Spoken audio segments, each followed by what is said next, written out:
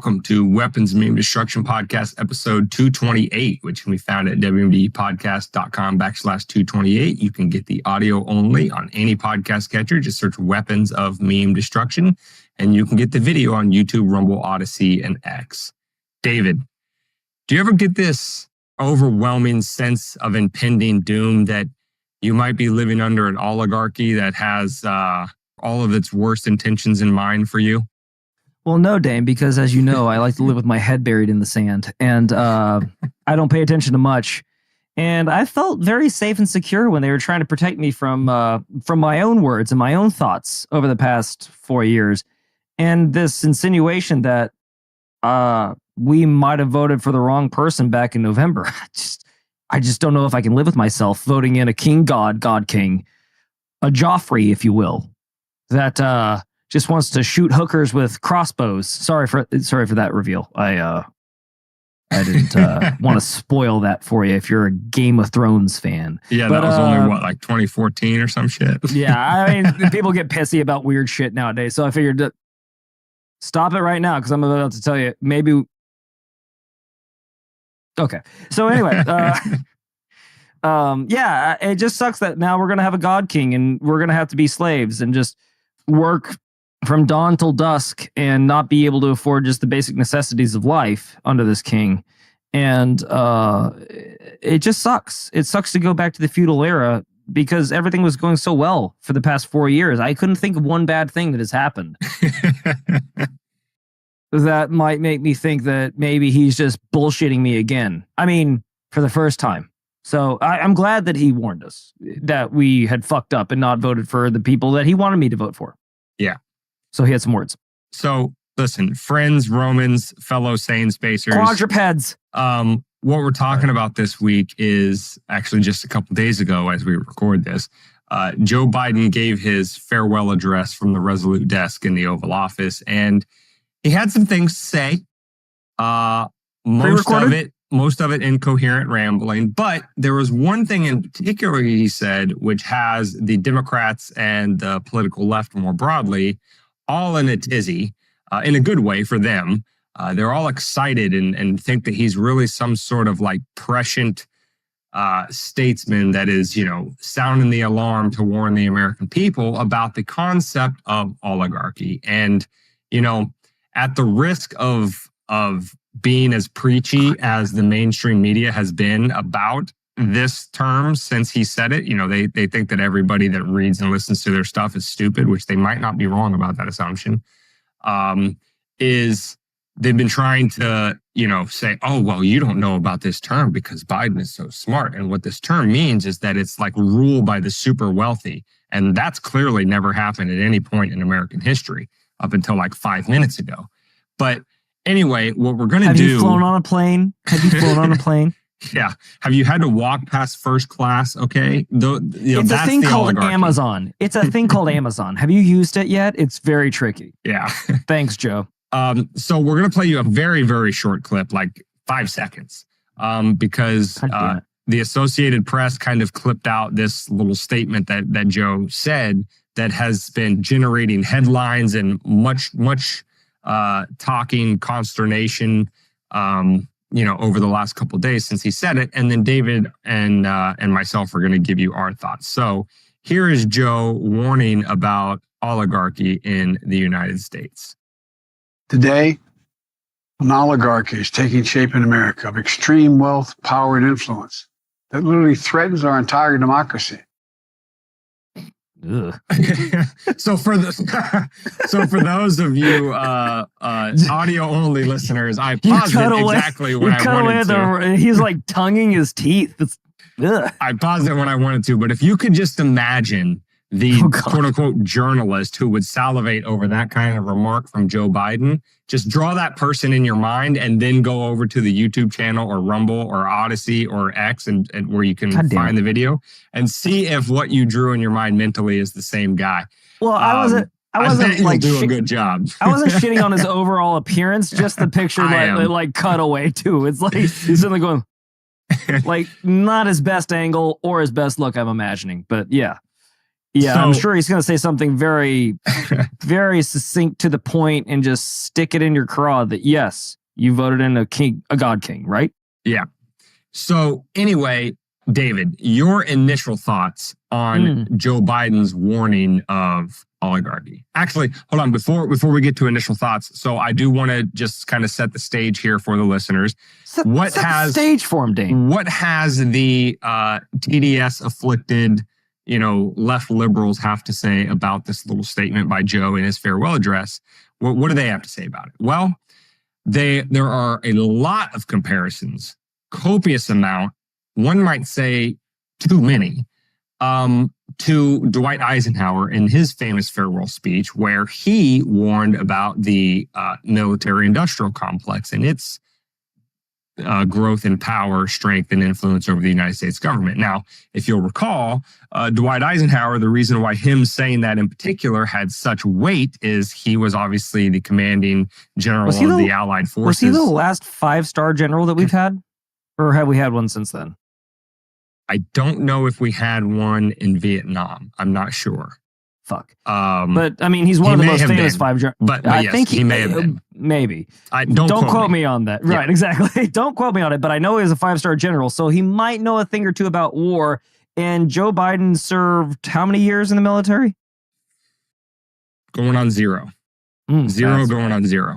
So who would know better? So anyway, Dwight, as the commanding general of the Allied forces in World War II, it carried a lot of weight when even he is saying, like, listen, this military-industrial complex thing is growing a little too big for its britches, and we should watch out for it. Which was a very prescient warning at that time, because that wasn't something that most people were aware of. It's not like there were decades and decades of the military-industrial complex, working behind the scenes to kind of subvert democracy, as the left would say. So that was a good warning, which is, only played out in the decades since Eisenhower, because nothing has been done about it. If anything, the military-industrial complex has grown in its power and influence. But now the left is saying that Joe's warning of oligarchy is of the same stature. That, first of all, we're supposed to believe, according to those fawning over his statement, that the concept of an oligarchy has not already been a threat and in existence in the United States politics for, well, definitely as long as David and I have been alive, if not longer. But it's also, don't you know, dear citizen, that the only threat of the oligarchy in the United States is coming from one direction. It's coming from the Elon Musks and the Jeff Bezoses and the Mark Zuckerbergs of the world. It's not coming from, the Soroses of the world and, those behind Raytheon and Boeing. It's, the military-industrial complex. So anyway, that's the stage. That's kind of what the left has been, gushing over about our great statesman Joe warning us about oligarchy. So with that stage set, David, I return to my initial question, your initial thoughts. Well, I'm very happy that he got another facelift, apparently, because I don't know if his skin could have gotten tighter, but God damn it, they found a way to make it even tighter. Or he could wear a little mouth. Anyway, I'm sorry. Shouldn't make fun of the disabled. Anyway, I don't like to punch down. Yeah, it's interesting. I mean, wasn't it a joke that only the court jester could tell the truth in most kingdoms and not be beheaded? Wasn't that kind of the point of the jester, was to say truths out loud to the guy that would cut anyone else's head off? Yeah, if you gave him bad news, yeah. And what's happened over the past 4 years? We started getting more truth out of comedians on their podcasts than we got from the actual press briefing from Joe Biden's cabinet, correct? Oh, yeah. And then I think that's beyond debate at this point. And then followed closely by all the intelligent people speaking to all the other intelligent people, telling the intelligent people that they're intelligent and we need to watch out for those dummies that don't believe in this medical thing. And in fact, let's distract from the fact that we might have caused this thing, because we definitely did, but we're going to blame all the people that aren't getting the medical procedure that we're forcing on everybody. We're going to blame them for this now, somehow. I don't know. would an oligarchy be totally cool with freedom of speech, or would they try to suppress it? Would they try to take guns away from people so that they can't defend themselves from, I don't know, the only people allowed to have guns, which is what an oligarchy would make, right? So I'm just running down just general ideas. If you want to chime in, please feel free at any time. But I'm just going over. And then would an oligarchy let you believe in what you wanted to believe, or would they push their ideology on you? Even when you said, I don't believe this, they said you have to believe it.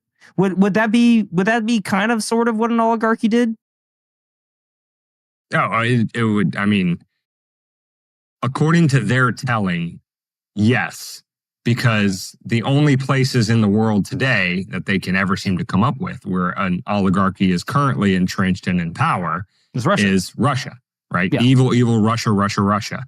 And yes, basically what you laid out there is what they would say is that, well, you have this very small handful of super wealthy, super powerful people, and that the government is actually legislating and, enforcing rules and regulations on behalf of those people, as opposed to the benefit of the masses. That's their big concern about oligarchy, which again, until like 5 minutes ago, didn't exist in the United States. No. But now that they didn't win, that's a big concern. Now that they didn't win, right? Because all those things, I don't know, I have to talk down to our listeners because we're the uneducated ones, right? So all those things that I listed, Facebook censorship, now Zuckerberg. Oh, no, one of the people that they said that you got to watch out for is Mark Zuckerberg now because he doesn't want to play ball, but he's kind of been on a campaign saying like, yeah, I'm kind of turning my page. Yeah, I said I wasn't censoring you. Turns out I was, but it wasn't my fault. It was the FBI and the Biden cabinet forcing me to censor you and actually take down some truthful things. What else? Now, because in certain states, a man can walk in, I believe they would call it a fully intact man, can walk into your daughter's locker room. And if she has a problem with it, guess what? She's the one that gets hauled off for a hate crime, and that guy gets to stay in your goddamn ladies' locker room.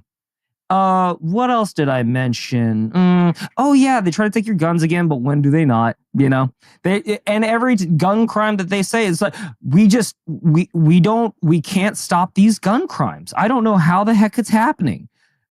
We have nothing to do with it, even though we have myriads of laws that make it practically impossible for you to get them if you're a felon or if you procure, unless you procure them in a legal way or take them from somebody else. And then what was the fourth one? I lose my point being is that they're still not getting it, Dane. And rich and powerful people, I believe, what did Beyonce get to say that she was going to vote for Kamala Harris for 30 seconds? I don't know, several $1 million. I forget the exact figure. What did any one of those? Megan Thee Stallion. Yeah, Megan Thee Stallion. The one that was a hooker that used to rob her Johns, but then we totally looked over that it openly and nobody batted an eye. Yeah. Oh yeah, that's right. Cardi B. Yeah. There we go. Thank you. Yeah, I would have a problem with that.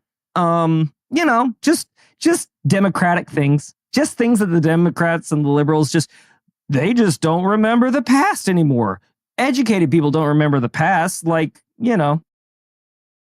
saying that Biden was in the best health. He was the sharpest person ever for 4 years. When the dumb people were going, I think he has a Q card.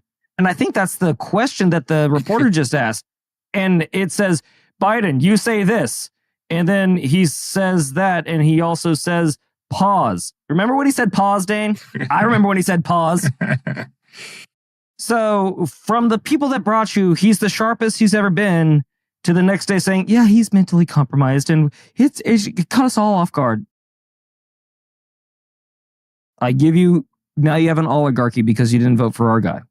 I pass it over to you, Dan. And, you bring up a good point there when you say that they're not getting it. And we did talk about this a little bit right after the election when not only did they get smoked in the Electoral College, but they lost both the House and the Senate. And for the first time since I think George W. Bush in 2004, they actually lost the popular vote to the Republicans. Democrats had never lost the popular votes in 20 years up until that point. And their takeaway from all of that was a combination of the rise of white supremacy.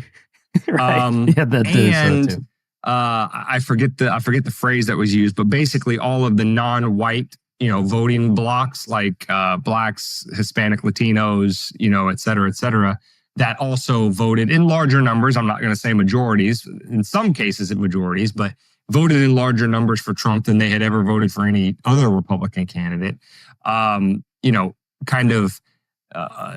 Sort of looking down their nose at those groups of people and saying, you're voting against your own interests. You're too stupid. You just don't see that you're voting against your own interests. And kind of what David and I said at the time, on the episode shortly after the election was they're not getting it.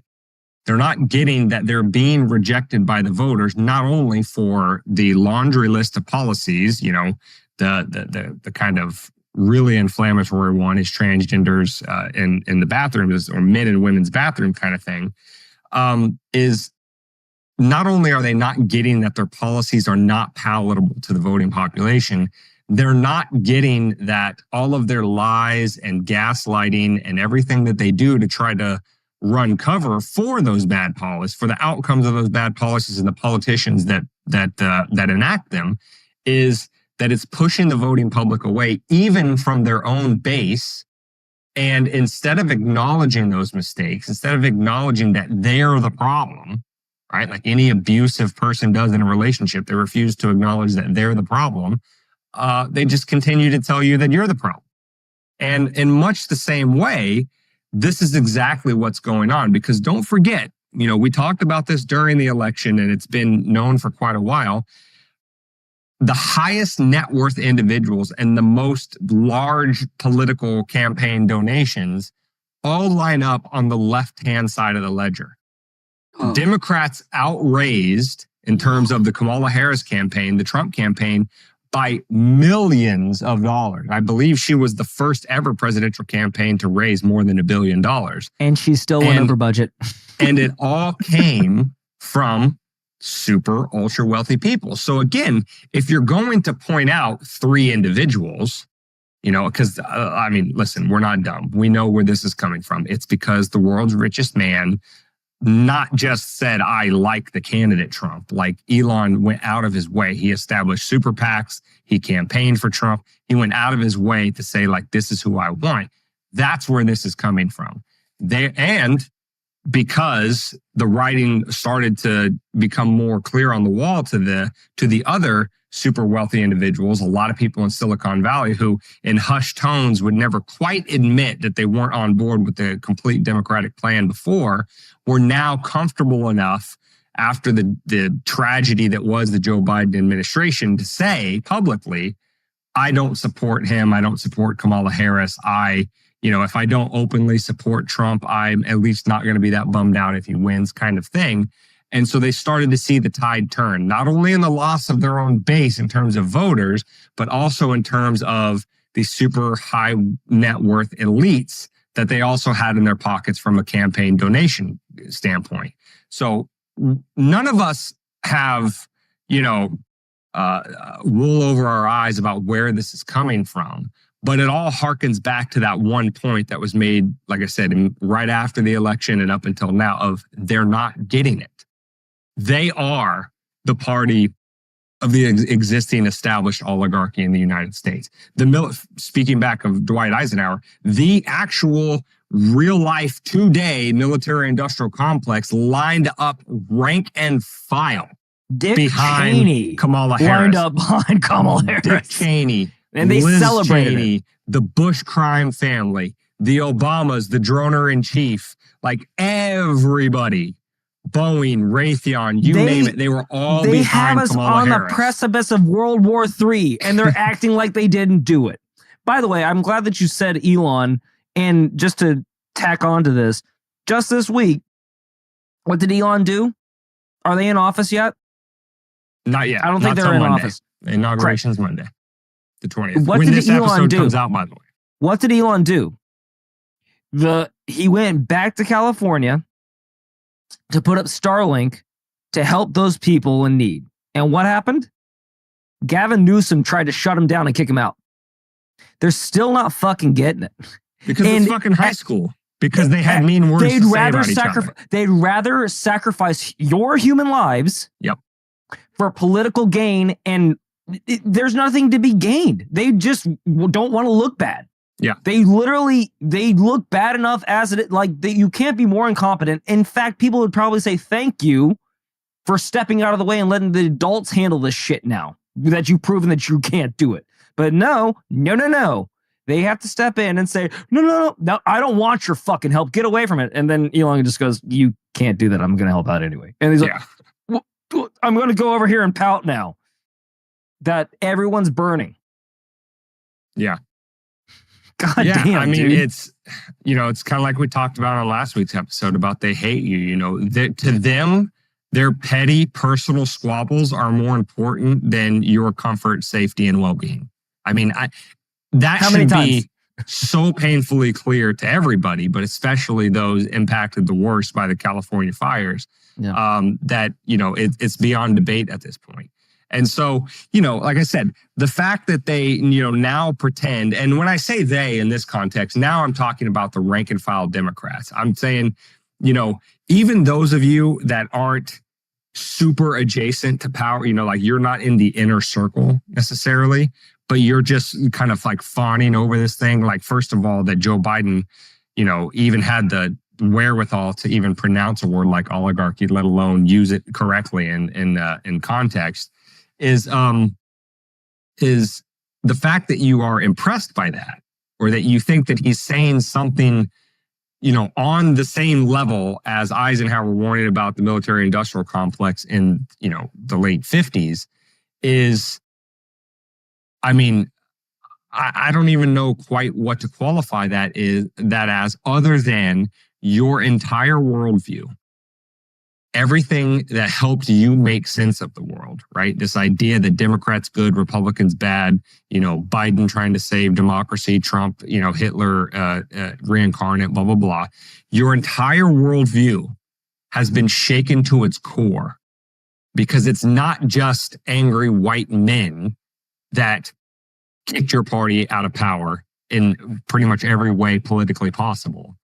But it's that many people of the groups that you have held up as this exalted group of wise and informed people, any sort of minority or nominally quote unquote oppressed group of people, have also voted to kick your party out of power. You don't know how to make sense of the world. And so the only way you can make sense of it is to say that the rest of the world has gone mad, ignoring the madness that took place under your regime's control. We've seen this before. To pretend like the problem identified now in terms of oligarchy didn't exist before, and that your party wasn't a chief, or if not a chief, the number one player in that oligarchy.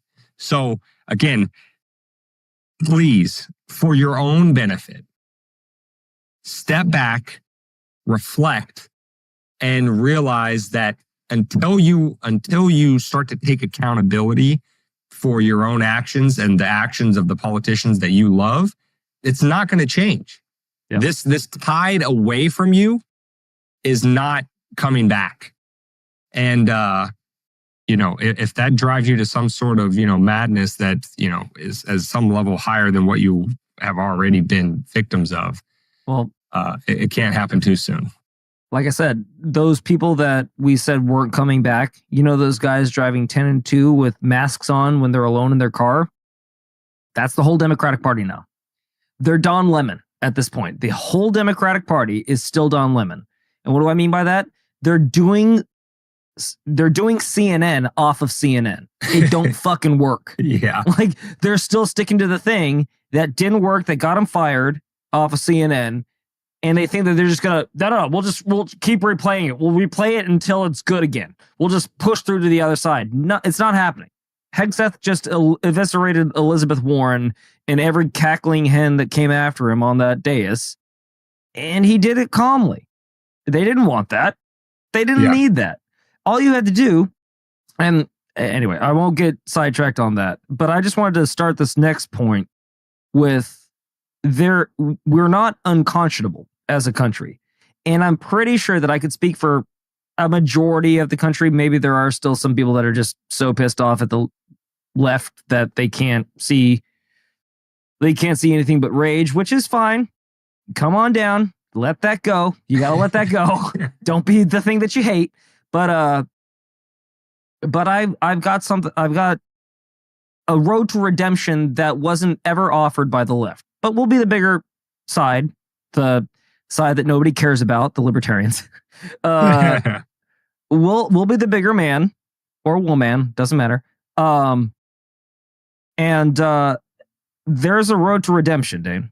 And I'm going to start with this question. Did we, Grandma, my father, your mother, our late uncle, any of our family members, did we ever get an apology from the government for what they did to Grandpa? Not only not an apology, not even an admission of what they did. Only just gaslighting that we were crazy, unhinged, and probably just not comfortable with the reality that he was either dead or chose to stay voluntarily. Shame on us. Heaven forbid us want to know where our grandfather was. Yeah. Or get any kind of confirmation from the military that hoorah, never leave a man behind. You know, that's all good on a poster, but when it comes to holding those in power accountable, it goes by the wayside. How many apologies have they had for California? For fucking up California? 0. I believe the mayor only took, I think it was just about a week before she started saying that all of this criticism was due to racism. Yeah. That's an interesting card to play when you just let millions of people just burn and let all their valuables burn up. Just say, you know what? I'm not incompetent. You're just racist. No, sorry, not buying that card. How many? What have we heard about Hawaii? Have they apologized for mishandling Hawaii, North Carolina, East Palestine? Yet we've only been bringing these up for the past however many weeks. I'm not good at math. 4 times 52. Just do that. Yeah. But I do have a road to redemption, Dane, and it comes in 2 forms. Seeing as President-elect Joe Biden pardoned his son for what was on that computer, and anybody that might have been attached to that computer, which may or may not have been the big guy, since he has nothing to lose except for some face, and I don't think Hunter's going to be running for office anytime soon. Well, don't. We can't do it. We can't do it again. I have 2 options. If the FBI and the CIA and the government at large and the media all want to get back in our good graces, I say, this on this little humble 121st Australian political podcast that we're running, I say either, sorry, not either, release the Epstein files, all of it, or release the laptop. If you can't indict anybody, we at least deserve to know as a nation what the fuck was going on. And it'll finally show some transparency that this government says that it's all about telling you the truth, all about letting you know all the things you need to know. I say, okay, fine. We'll not indict you. We won't even come for you with torches and pitchforks. Promise. Because remember, they have F-15s. Yeah, I want that. Then I'll start trusting my government a little bit more. I don't want JFK. Don't give me old news. I want current news. And Epstein's not even really that current. But if you want to get him back in our good graces and earn some trust, apologize. And make it an apology and give us something that we want. That's it. Until then, I'm just going to treat you like you've always been doing it, and you're going to keep doing it until we stop you. Or somebody else stops you. The only thing I'd piggyback onto that is, there's all this talk about democracy being sacred and saving it and all of this kind of stuff. And, the concept, at least in the American iteration of quote unquote democracy, again, it's a constitutional republic, not a democracy. I know, standard We can disclaimer. get into semantics sometime. We know. But in the American conception of it, that is rule of, by, and for the people. So if we are the true power center of American politics, that's what it's supposed to be. That's what this American experiment in self-government is supposed to prove to the world. That if you give the people the power, that good things will happen. That's true. If we're the power center, if we are the metaphorical king, so to speak, not any one man sitting in an office, whether he's called president, senator, Supreme Court justice, or any of the like, if it's us, then we're entitled to that information, right? Because we're the king that you need to tell the truth to. We're the king that you need to placate. We're the king that you need to be in the good graces of. We are the oligarchy, so to speak. So if we don't, get those sort of mea culpas, if we don't get some transparency, if we don't get some disclosures, if we don't get some sort of apology, then let that be the sort of, straw on the back of the camel for you, dear listener, fellow sane spacer, and anybody, in your friends, family, close circles that maybe wouldn't self-identify as a sane spacer or libertarian, whatever the case may be. Maybe they're more of the, rhino conservative, Mitt Romney type, or maybe they're of the left liberal type. Ask them that question, right? Put the money where the mouth is. Are we the power as the people, or are we not? From the concept, from what the government has to say. Of course we are. Of course we are. Because again, if we weren't, we would already be on trains and round up in cages, but they are afraid of us, as they should be, because for all of the things being equal, the American civilian population is the most heavily armed and staffed. If that's all that's keeping us in our force on the face of the planet. So they're very afraid of us in that context, as they should be. Any good government is afraid of its people to the extent that government can be good. But for those of you who, maybe have people around you that are on the fringes, and maybe they need that little push or that little extra step to be like, all right, I want into the sane space kind of thing. Just ask them that question. If it's true that we're the power, then we're entitled to that information. We are the kings, metaphorically speaking. And if we don't get it, which again, don't hold your breath, we're just kind of putting down this place marker for you. If we don't get it, then it's full mask off. Everything they say about caring about democracy, every concern they have about oligarchy, everything that they do in terms of spying on us, ruling over us, telling us what we can and can't do. Which we gave them that power, by the way. We gave that to them. Licensing back to us our own freedom that they never had the power to either create or curtail in any way, shape, or form.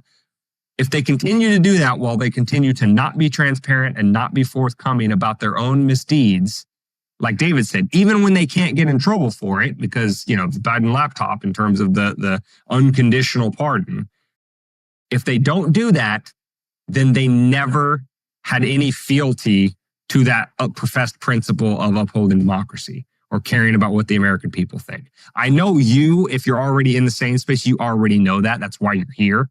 But you may have friends and family around you that haven't come to that realization yet. This would be it. Tell them David's simple request for the road to redemption.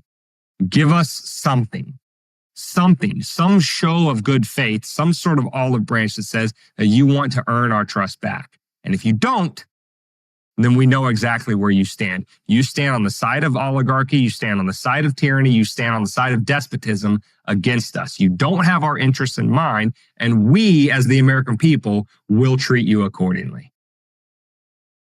I couldn't have said it better myself. But we're just piggybacking this. It's getting so, to let you know how the sausage is made. We were kind of running through, what we wanted to do for tonight. And it's just, we were like, you want to talk about this again? You want to talk about that again? It's getting just it's so repetitive. Like this episode of fucking America, whatever it is, keeps on replay. It just keeps getting, it's the same shit, different chapter. Like, I don't know, man.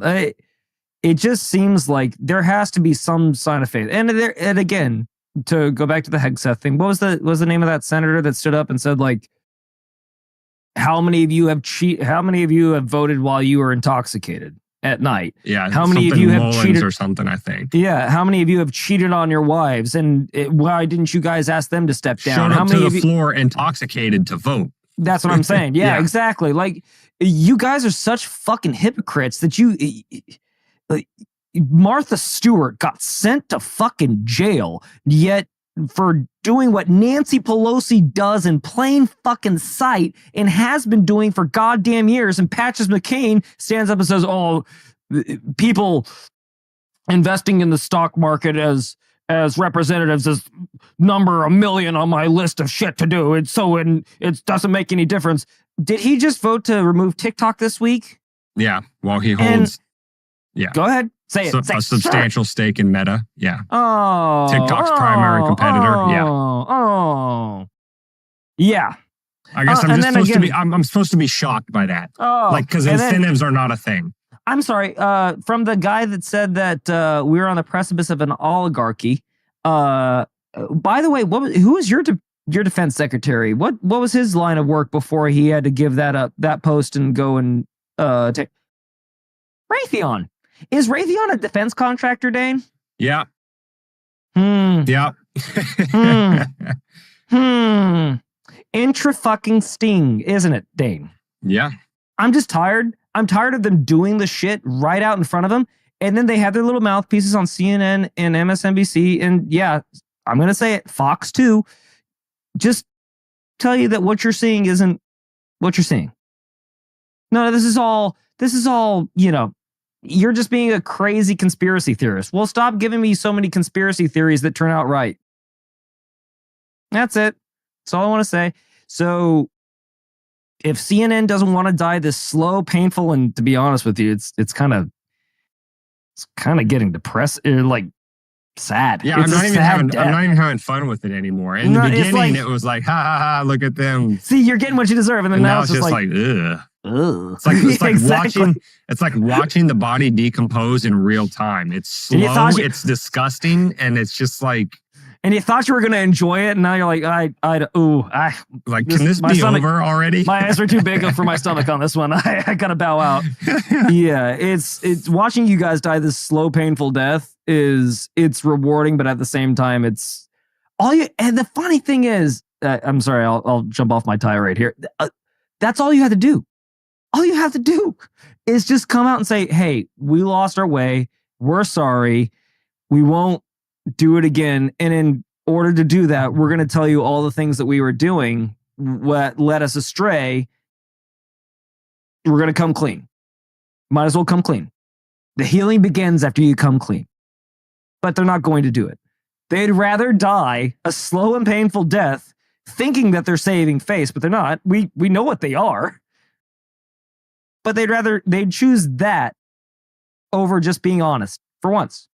Since you say that, I will say one thing I don't even know if this is a defense, a quasi-defense or whatever of the Zuck, is that there's a lot of debate now that he's coming out and saying like, hey, we were forced. Hey, I'm changing things. I'm going back to the way we used to do it. I'm going to install kind of something like community notes like X has instead of doing censorship and all this kind of stuff. And there's this debate, like, is this an honest change of heart? Is he seeing the political winds blowing in the other direction? Because, he claims that they were forced, but yet all during the 2024 election, he donated a whole bunch of money to the Biden and Kamala Harris campaigns. So like this change is kind of abrupt and all that kind of stuff. Like, is he really sorry? Blah, blah, blah. And I want to say two things about that. First of all, I don't care how he arrives at the conclusion that more censorship is bad and that we should have less.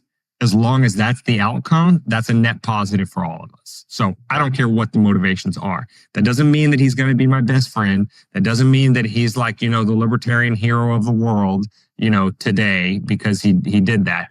But I'm just saying it's a good outcome. The second thing I'll say about it is dovetailing with what David was just saying about what CNN should have done is we screwed up. We're changing course, acknowledging mistakes, whatever.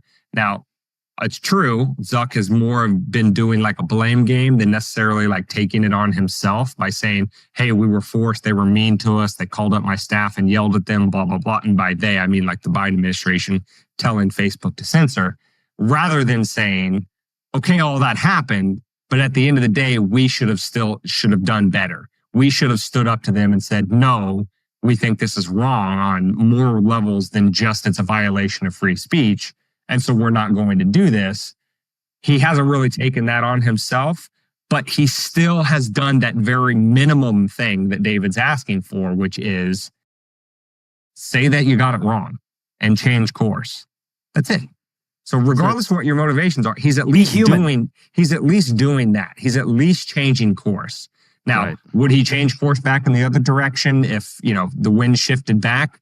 Probably. I don't know. I don't have a crystal ball. It's good for business. The point is he's at least acknowledging that some mistakes were made and that course needs to be corrected. That's what you're not seeing from hardly anybody else. And so, not incidentally, he happens to find himself put in with that group of oligarchs with Bezos and Musk, etc. Anybody that's not singing from the same hymn book as the regime run and controlled and put in power by, you guessed it, the actual oligarchs.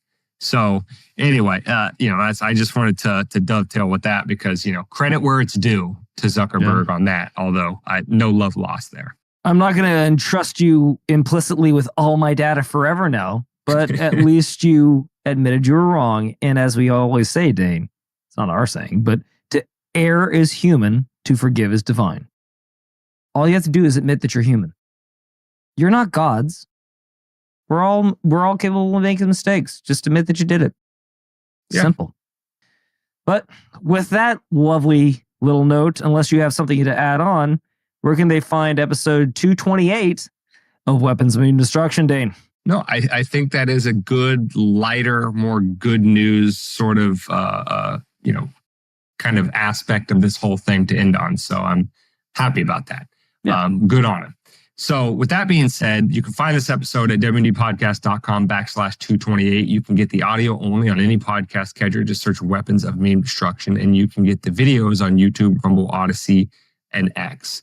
Please, if you have not already, but while you're over there, go to wmdpodcast.com, and at the top of the homepage, click on that link to join our email list. Because that's the one way you can always stay in contact with the show. We don't blow you up all the time, although we do want to start reaching out and staying in more constant contact with the Sane Spacer and making use of that email list. So stay tuned and keep your inboxes open for that. But while you're over there, you can also see the support our work tab for all the ways to help us out directly. You can see all the options for one-time donations, monthly recurring donations, however you want to work it. You can donate Bitcoin to us. But other than all of the money involved stuff, you can also do all the free stuff like subscribe, share, favorite,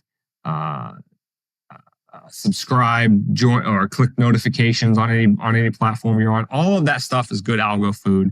Jump in the comment sections. And more importantly, just kind of like we talked about in the episode today, if you have people in your life that you think might benefit from a little bit of sanity or might even just be that little tiptoe away from actually falling into the sane space themselves, tell them about us.